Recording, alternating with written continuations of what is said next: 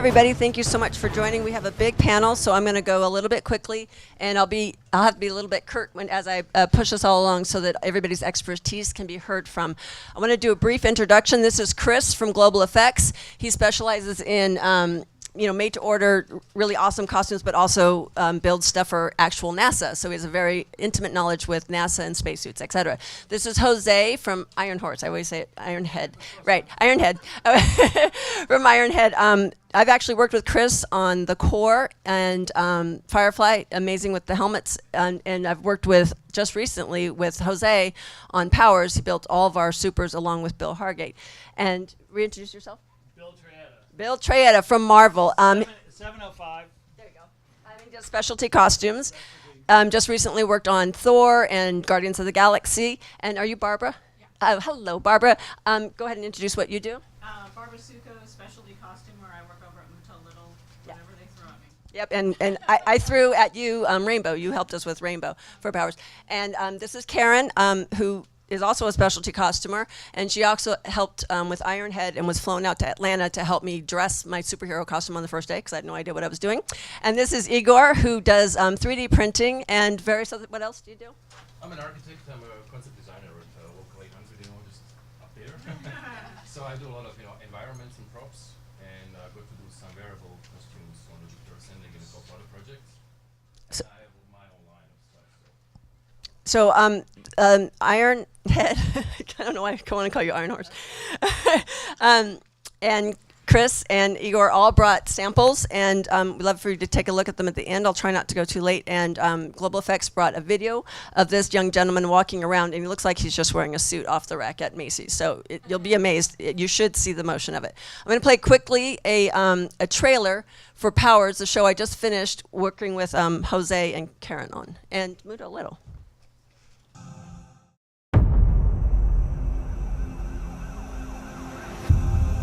I warned her. She wasn't careful. Someday they were gonna kill her.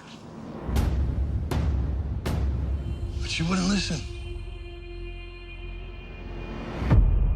With Retro Girl gone, concerns are running high that the streets of this city are no longer safe. You know as well as I do, she was anything but perfect. Society is so quick to categorize Powers as good or bad. But they all destroy. All of them.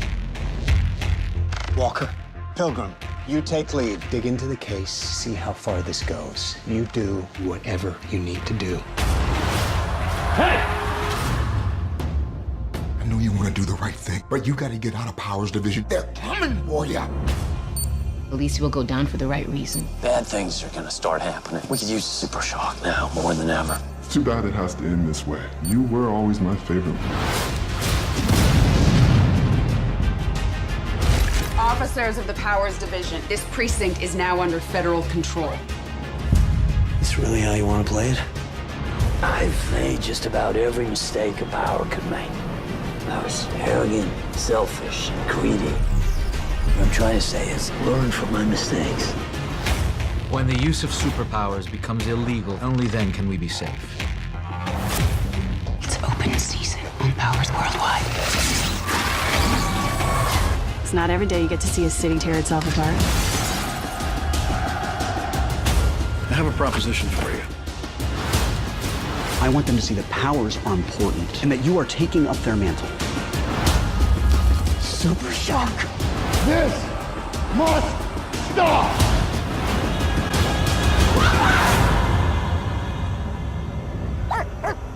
Hey guys, I think they got something.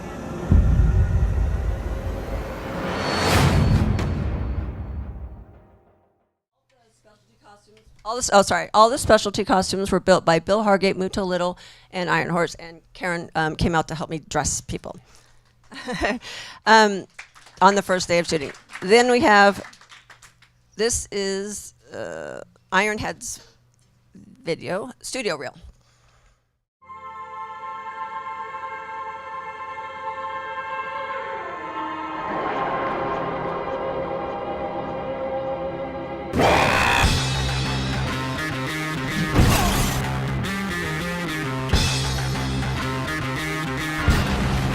Yeah.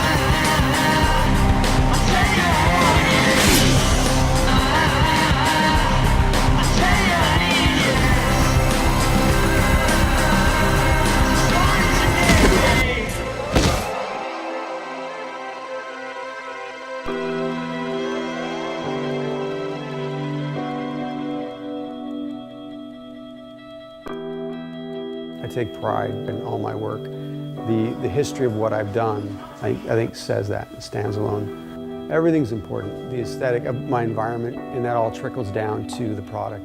It's all important. Everybody is in that theater, they're just trying to escape. When it's all right, you just sit back and you believe it. And that's what I think, where I just am relentless. When you pull back into reality, I think you lose that illusion.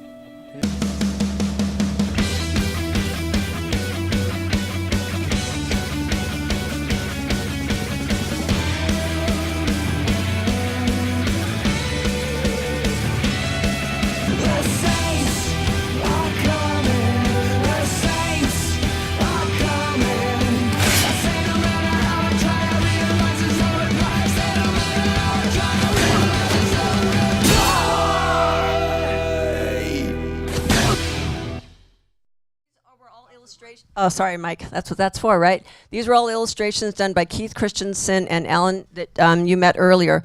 One thing I had a picture of in here is the muscle suit that was, these also are fabrics printed by Karen by Design. These are these dimensional fabrics that we've all been talking about, printed on Euro jersey. So I wanted to show you those super quickly, but then I want to get to our panelists. Then, the muscle suit didn't load. This is them flying in their superhero costumes. That's the actor flying in a superhero costume. That's why we have stunt people. These were all built by IronHead. And those are the dolls. Oh, the muscle suit didn't. That was the most important thing. Okay, well, we'll just talk about it. Yeah, they're not there. Okay. Hi, everybody. So Chris has just, he had a spacesuit in the takeoff scene in The Martian. And Chris, I just want to ask you, when you were working with the designer on this, because of your extensive knowledge of spacesuits, where does realism end and you work with the designer to give sort of the visual look that they're looking for, and the actor, so he's not claustrophobic or with lighting and directing with the lights and the fans and sound, how do you work with all those different? Well, in the case of The Martian, that was all done in England, and they had already made all those decisions. So it was a little frustrating because having built suits for the real commercial space industry, one of the first jobs I did was redesign the current spacewalk suit to fit women, because you can't just scale everything down because everything has to be flight qualified. And the current spacewalk suit has 19,000 parts and costs about $12 million. So to be able to redesign the fewest parts possible was what the challenge was. However, that has led us to be working with, I was a paid consultant for SpaceX for their manned space program. I've done stuff, a variety of jobs for NASA. The physics involved in a real spacesuit are not something that you would even remotely need to deal with on a movie set from the standpoint of the pressure to keep you alive. A real suit gets as taut as a basketball when you actually pressurize it to the full pressure. So many times the things that a designer or a film is interested in are not at all the things that you're interested in a real suit. So what we try to do is balance that level of realism that makes sense with what production is requiring, what the actors require. And some of the concerns that with real suits that are also with costumes are proper airflow. If you don't have airflow through the helmet, if any of you have ever been swimming in a lake and you go swimming down and you dive down about 6 feet, the water instantly turns ice cold. That's called a thermocline. That's where fluids of two different temperatures don't want to mix, even forced to mix. Well, right, costumes. But in a helmet, that same thing happens with air. So as you exhale, even though the helmet is not sealed, that warm air will stay in the helmet unless you actually are moving around or blowing wind at them. So it's very important to have some sort of airflow. So these are the sort of things that, as a designer, you're not going to think about or know. You're not going to worry about them. But unfortunately, there's this thing of physics that gets in the way, and you can't cheat that. So this is one of the things that we try to bring is the technical side of it, while still staying true to the aesthetic that you want. And just having worked with Chris on the core and on Firefly with these helmets, there was a sound issue with the fans, and he actually solved it. It was almost silent, but we do have fans. The lighting that I didn't even think about, he's like, no, well, the cameraman needs to see the face. So in collaborating with any kind of cutter, fitter, builder, do listen to them. They do come with a certain amount of expertise that is invaluable. I know one costume designer was working with Bill Hargate. Bill Hargate, Mary Ellen kept telling him, you're going to need panels, you're going to need panels. And first day, and the designer's like, no, it has to be all leather. The actor hulked out of the costume on the first day of shooting. So please listen to your 705ers, your custom builders.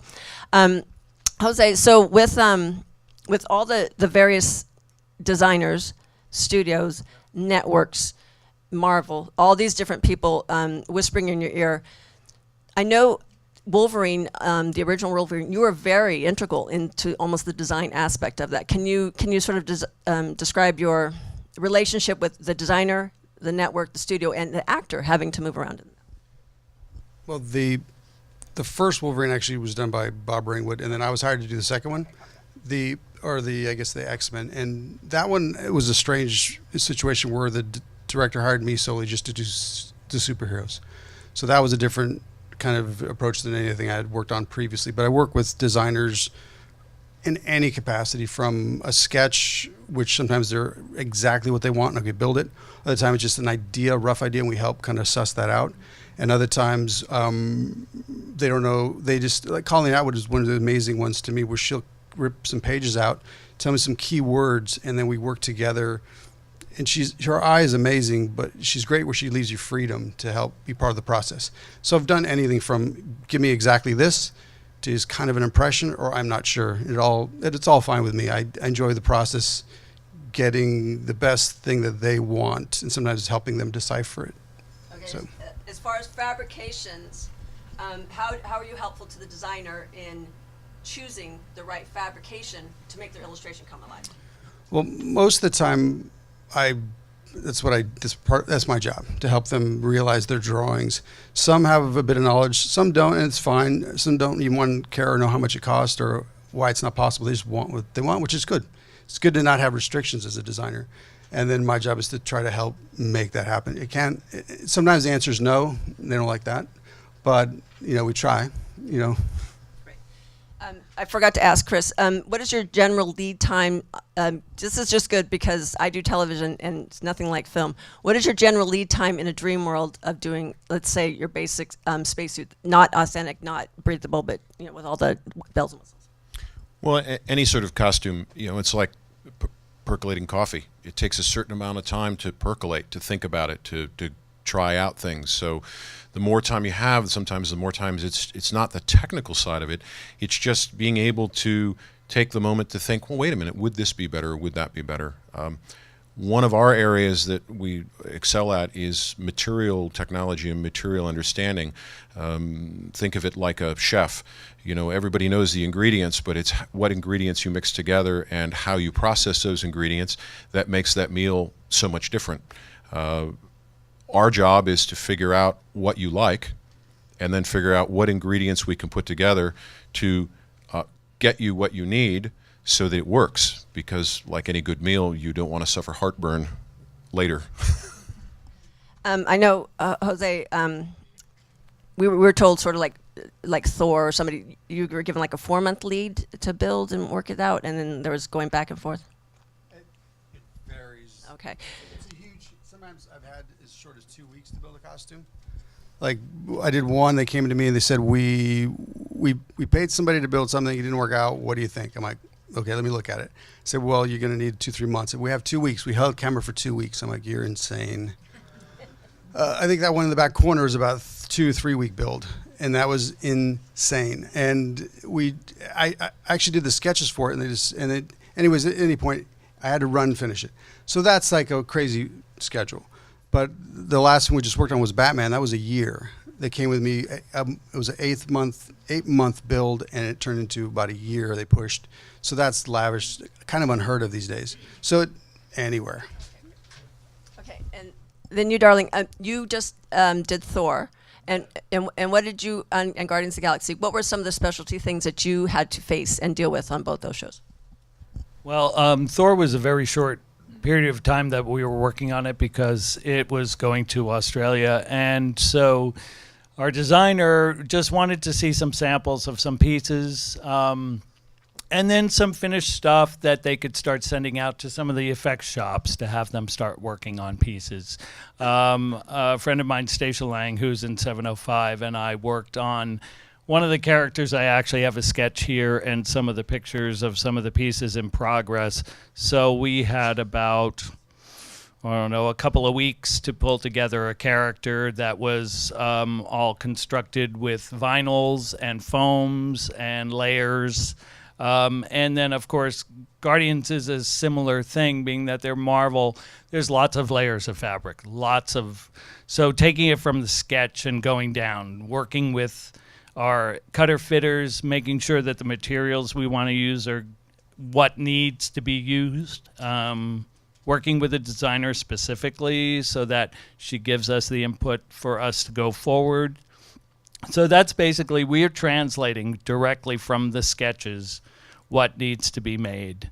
And it's a very similar process to what these guys do, except we are much more in the fabric, foam, construction, more sewing, whereas then we use these guys who are great at what they do to make harder pieces that we can apply on, integrating into the costumes. So that's a lot of what we do. And then working with the shoppers to get all of the notions and all of the buckles, all of the rivets, all of that. That's part of what we do as well, integrating all of that so that we can get the finished product done. And I know both of you also do sewing at your soft goods at your shop too, and in having to integrate with different pieces. And I know also having to work with shops that are doing your hard pieces and making sure that they all fit together. Once they come to you, it's a big challenge, and it's a lot of communication that needs to be constantly, gotten upon, and especially in television, one mistake you don't have time for. So it's just a constant open communication between all the shops. Okay, Barbara, you're over at Muda Little, and you are a cutter fitter, and you're dealing with fabrications and actors. And with these superhero costumes, what are some of the challenges that you've had to deal with? Most of what I end up having to do is for commercials and television, and that means if I'm lucky, I get 5 days. And so a lot of what I do, I don't have time. We don't do molds or anything like that. I have to do one-offs, throw things together as much as I can, and hope that it works for the day that they're going to be shooting. And cross your fingers. And that's the challenge. Like in commercials, I have maybe 2 days if I'm lucky. And it's insane. So. And again, it's all communication and getting things to them. I only met with Jose, I think, once before we started working together. And I still haven't met Keith Christensen, who did all my illustrations. I've never met him. And so, because I was working in Atlanta, so I never saw the fabrics. He had to FedEx them to me overnight to see the fabrics. And so it's the same with Muda Little. I flew myself home because I had to see the first fitting with Rainbow that you guys were building. And I'm like, okay, that's great, because what can you do? But it was a stunt woman. I had the stunt woman shop for her own shoes because I don't have time to buy 15 million shoes and make sure that she can work in them. And then Muda Little had to cover them and make them work. So, and now Karen, I know you do many different things, but what you did for me, I'd like you to talk about what your specialty was and how you helped Arrowhead help me.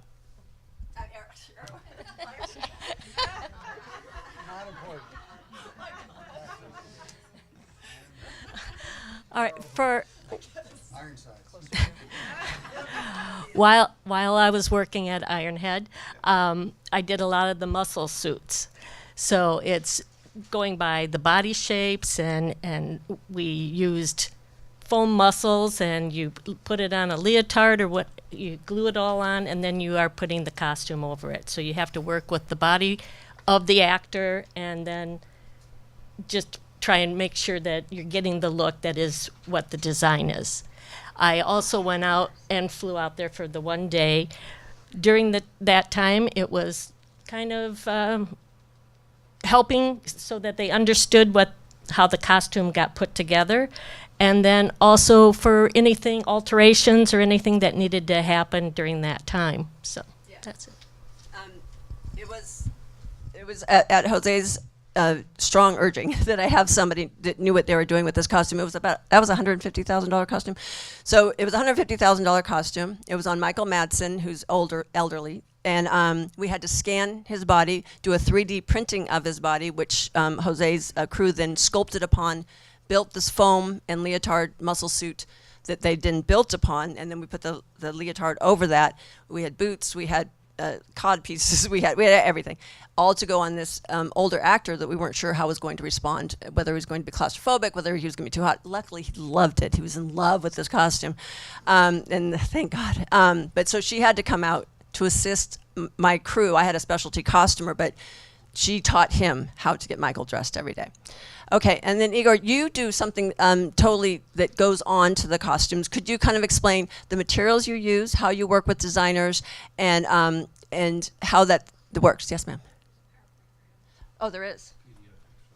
Okay, a PDF. A PowerPoint PDF. Do I have that? Okay. Oh, what is that? I don't know how to do that, darling.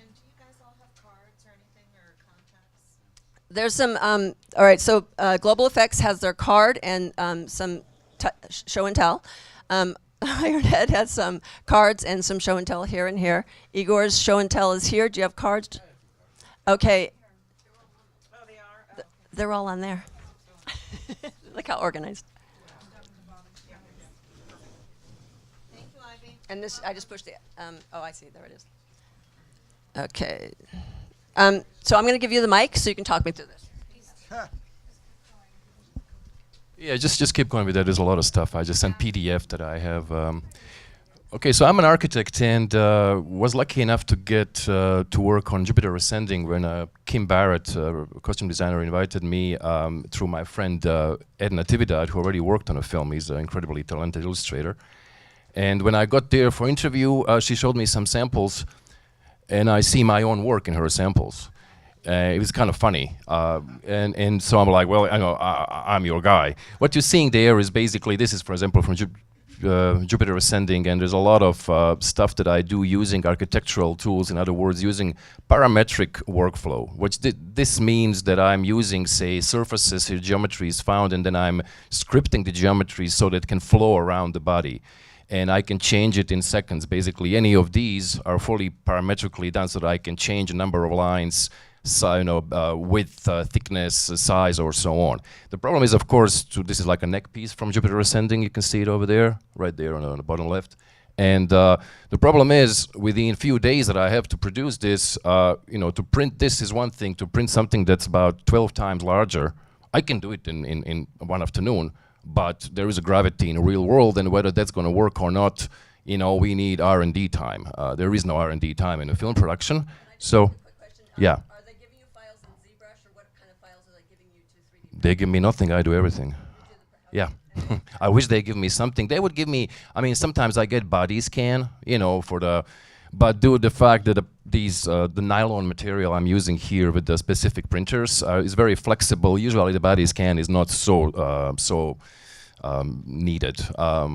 Now the thing with Jupiter Ascending was that obviously she actually Kim Barrett saw some of my jewelry and lamps that I'm creating, and then said, well, I do this for us to wear it.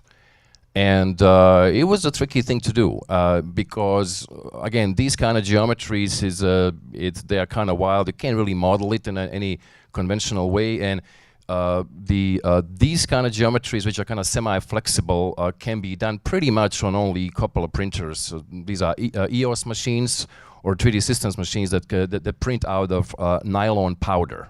So you can do remarkable geometries, and basically there is no cleanup. There's no supports.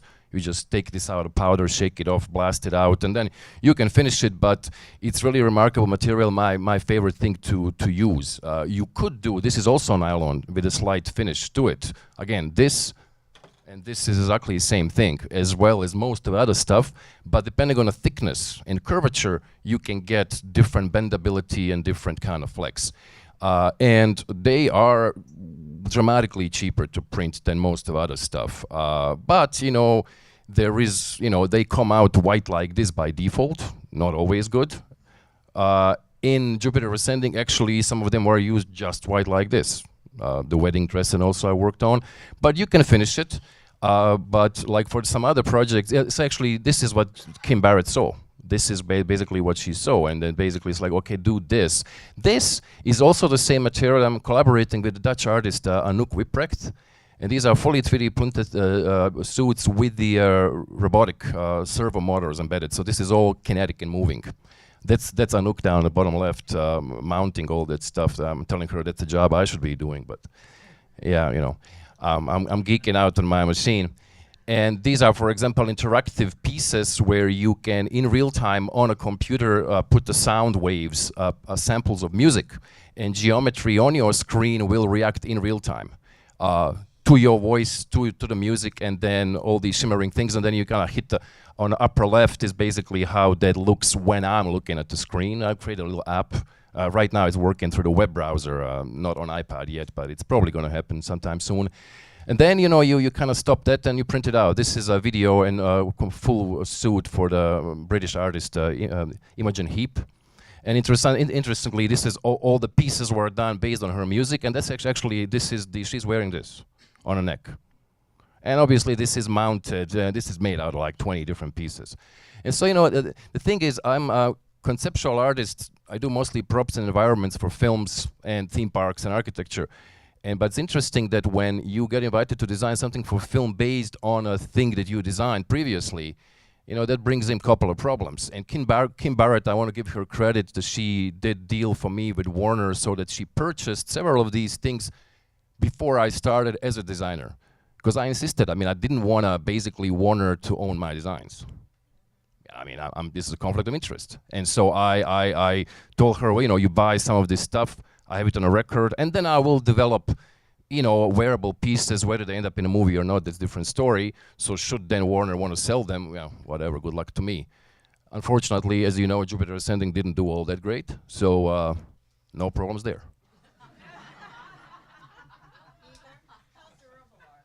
They are very, very durable. Maybe later after we're done, we can show. I mean, you can bend these things fully, you know, completely.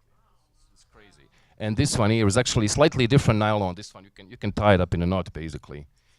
Oh no. However, they are UV sensitive. You leave this for a few weeks in the sun, it's probably going to fall apart. So I protect UV protection. And you know, another problem is that they are bendable, as even this one, which is much more solid. And this is only about 1.2 millimeters thick. So if you try to do this kind of finish like a chromed or electroplated, I believe that is, due to the bending, the plating may start cracking. Because this thing, you can basically, I don't want to break it right now in front of all of you, but you can kind of bend it all the way, like all the way here.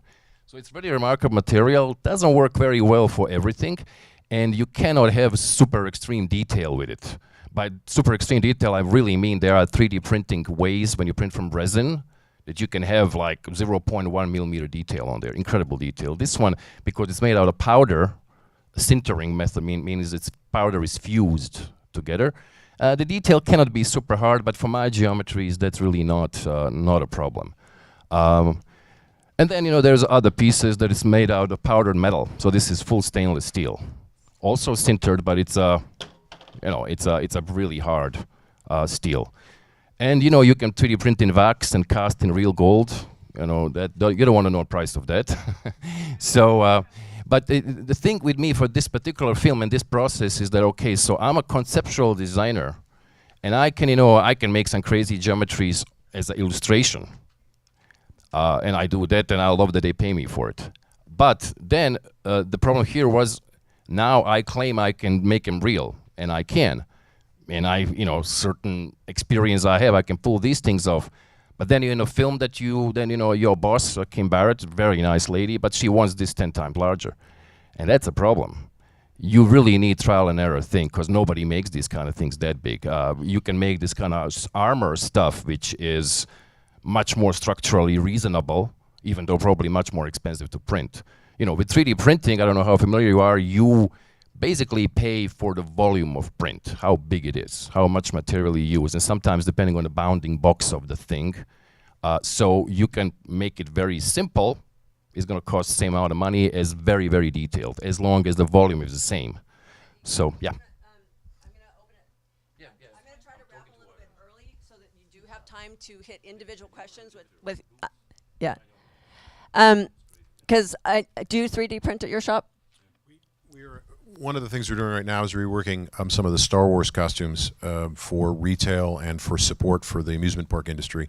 And one of the things I was going to bring up about 3D printing is it does have some incredible techniques and incredible things to do, but if you don't have the base knowledge of how to make things fit and work, we'll get a lot of these things that are quote-unquote scanned off the original and printed, and we find they need hours and hours and hours of correction because they don't actually work or fit, or they've got grow lines and they need to have a perfectly shiny, perfect finish on them. So the 3D printing is a great tool, and we use it a lot, but there's sometimes you just pick up a piece of clay and you make it, and that's the way you do it.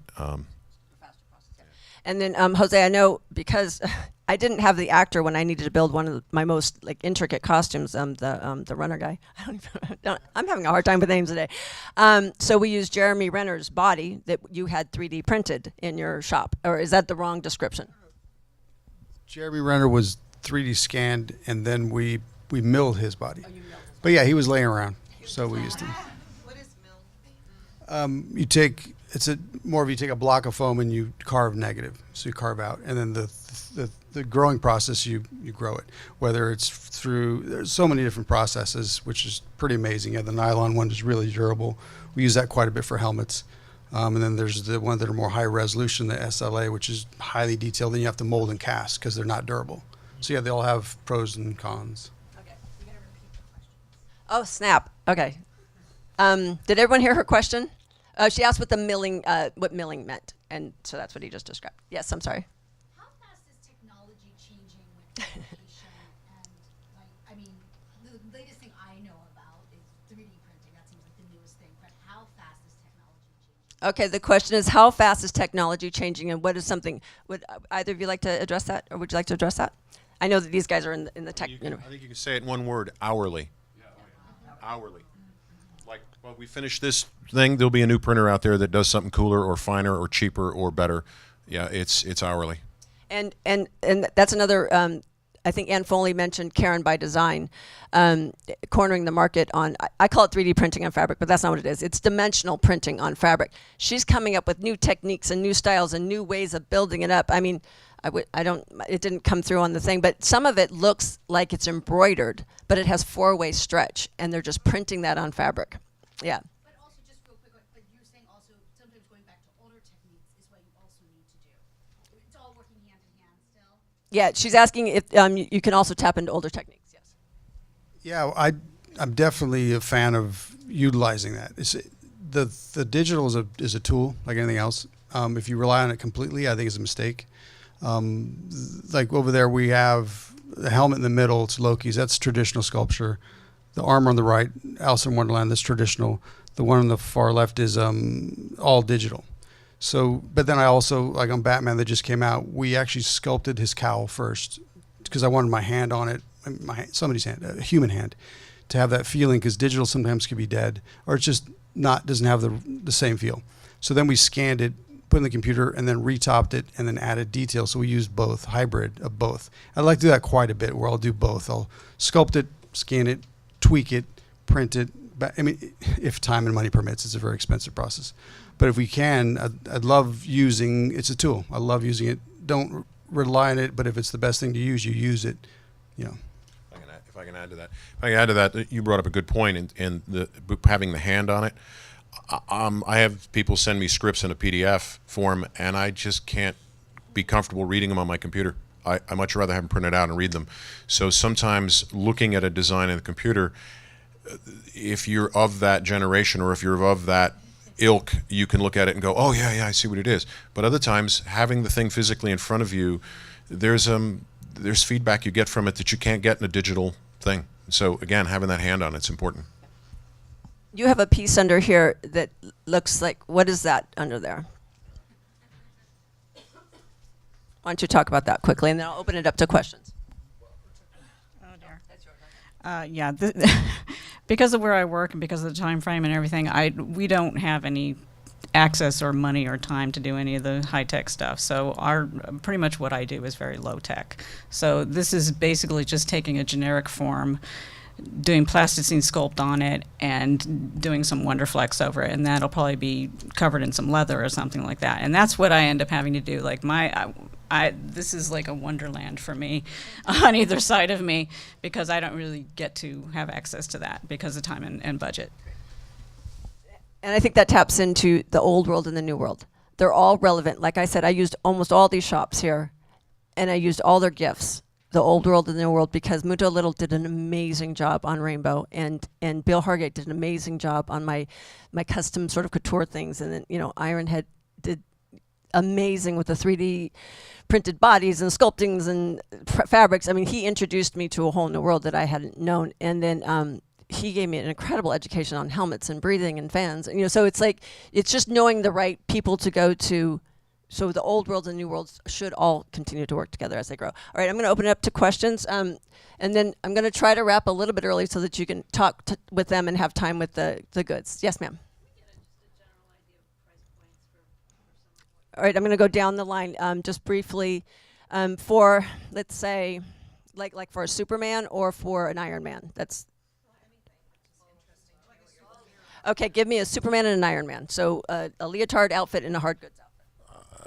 Typically, we range anywhere from the 10 to 20,000 range up to the 250 to 300,000 range. To give you a comparison, that which was done for a corporate client and had to function as a real thing in person with all sorts of technical electronics already self-contained was about 200,000.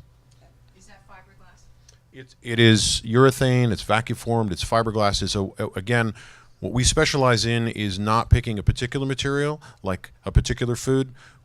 The importance is, what does it need to do? What does the structure need to be? And then we pick the material. So that has even has hand-formed aluminum in it. Do come and see the video of that walking around, because it walks around like a Macy's suit. It's incredible to see it move. Okay, all right. How much does that weigh physically? I think he weighs about 40 pounds. But this is something I was talking earlier about.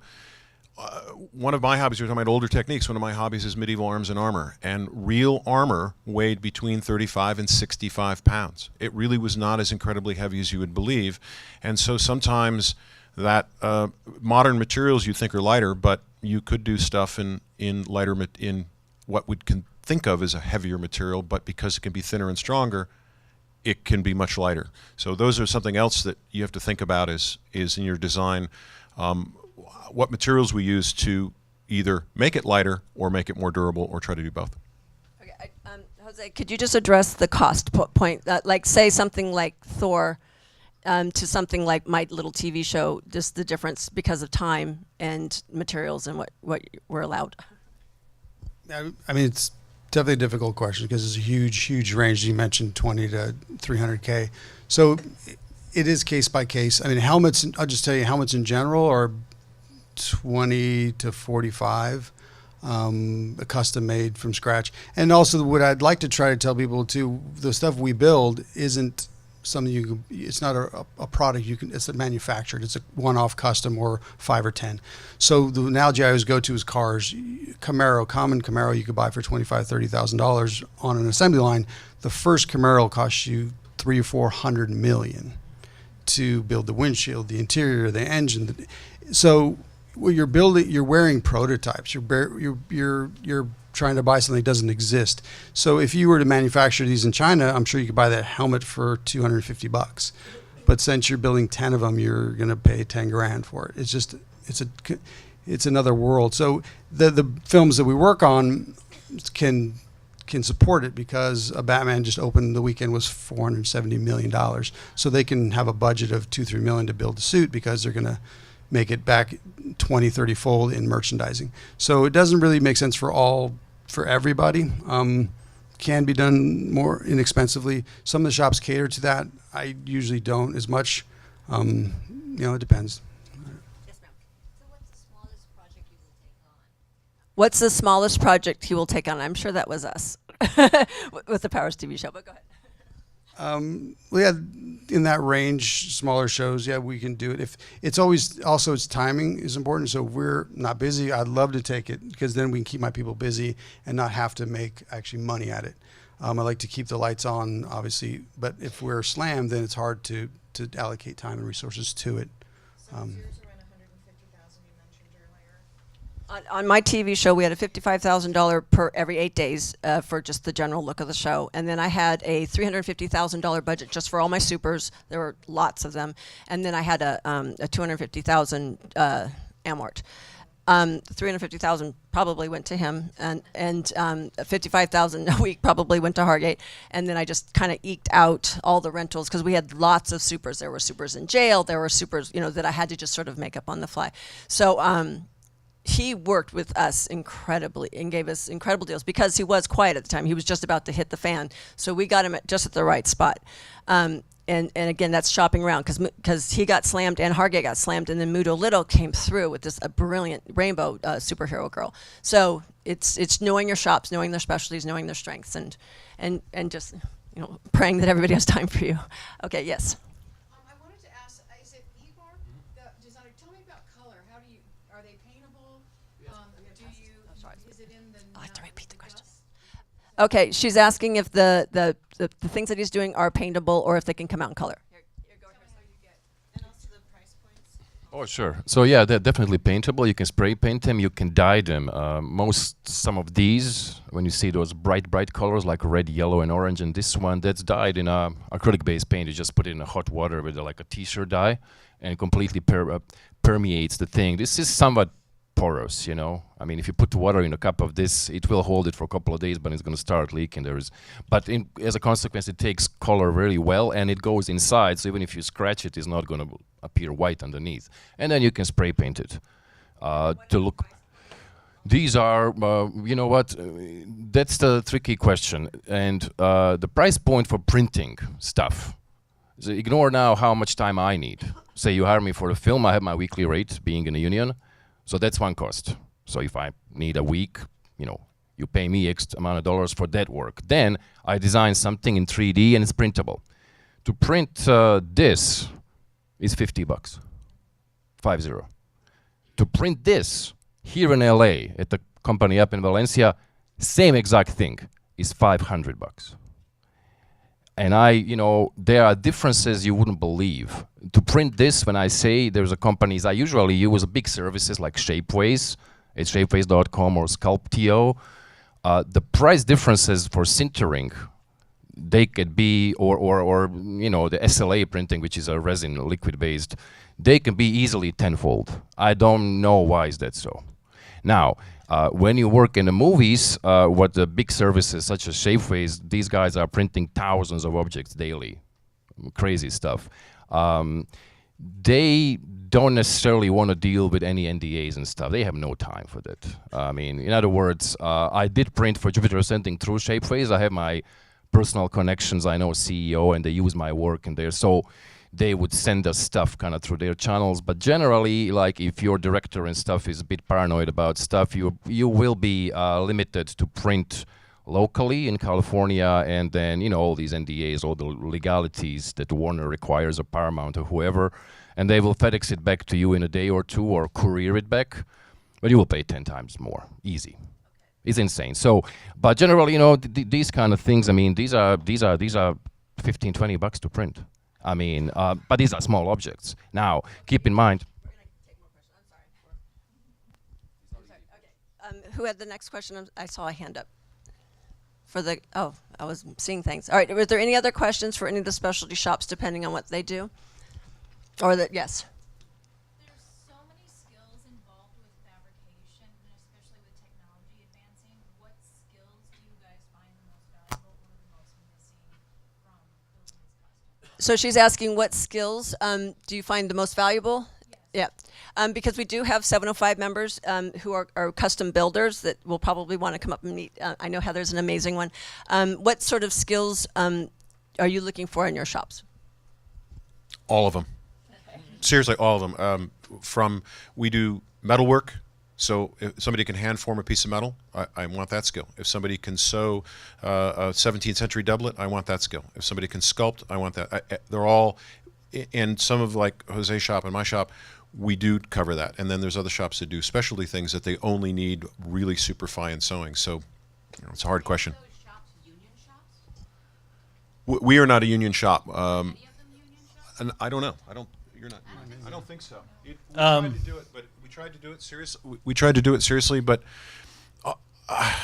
sometimes the costs for what we do are so unknown going into it, and there's a lot of exposure to things going over because of the expense that we really tried, but it gets too expensive. It's the straw that broke the camel's back as far as adding that additional expense.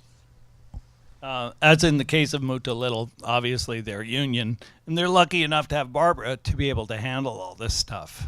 But yeah, usually we have to go out and find outside vendors in order to cover what we need, because it's just the amount of stuff that we have to produce is vast sometimes. And so that's the only alternative, which is great. Everybody gets to work. We'd love to have more members, believe me. At this point, we really need specialty manufacturing people. And I started working in costumes when I was 14 in theater. So I learned how to do everything from woodworking and metalworking and some sculpting and sewing and gluing and cutting foam. And the list is kind of endless as to what you really should know. So don't restrict yourself. If you're thinking you want to get into specialty, find out whatever you can about anything else, anything that you can, and get in there and just start working with this stuff. Because we have to know about glues, and we have to know about different kinds of fabrics, and we're not the ones who actually source the products necessarily, but you have to know what products you're using and be able to work with the shoppers to make sure that they're getting what you want and how you're going to use it. So it's pretty amazing. Add one quick thing on that. I have a background in aerospace. My mother was a librarian, and their hobby was auto racing, and most of their friends were artists. So I started learning to do things when I was like 12 or 14 years old. And one of the things that surprised me when I got into this industry is it's a tribe, and has tribal customs, and has tribal ways of doing things. And if you really want to learn some of these techniques, try to find someone whose lifeblood depends on that technique. You want to learn fiberglass? Try not to learn from somebody in the film industry. Try to learn from a company that all they do is fiberglass, that their lifeblood is fiberglass. You will learn totally different techniques. You will learn proper techniques. Many times in the film industry, it's somebody learned how to do something by watching somebody do it once. And so finding outside sources will make this industry stronger as far as the skills available. And I'd like to sort of back that by saying that that's why I find all these different talents and gifts so invaluable, and how working with these experts who have given so much time to getting it right and doing it right and listening to them to help my design concepts. I was just emailing Jose illustrations, and he would just have to make them come alive, and occasionally I'd get the FedEx of a fabric, but sometimes we didn't even have time for that.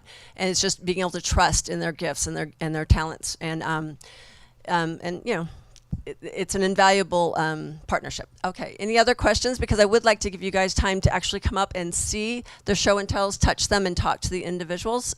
Any other questions that we can go for the crowd? All right, Ivy, is she around? All right, is it all right if I break so that they can come and talk to the individuals? Okay, great. Thank you all so much.